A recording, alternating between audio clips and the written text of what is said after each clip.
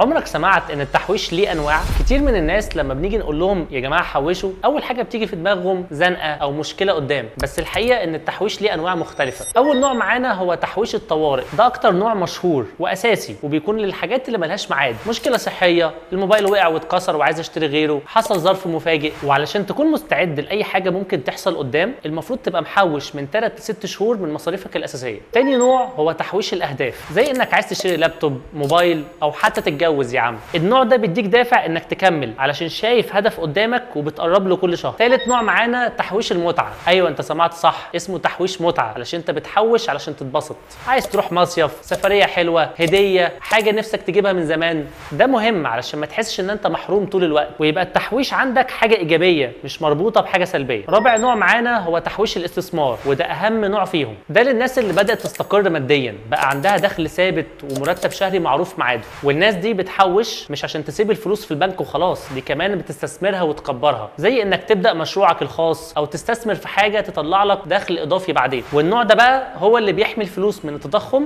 وبيخليها تتضاعف مع الوقت. اطلع من الفيديو ده وانت عارف ان التحويش مش بس علشان الخوف، ممكن يكون عشان عندك طموح او متعه او توصل للحريه الماليه. قسم فلوسك على حسب اهدافك وخلي كل جنيه يروح للمكان الصح. انا حسين النسر وهساعدك تكون ماني مانجر.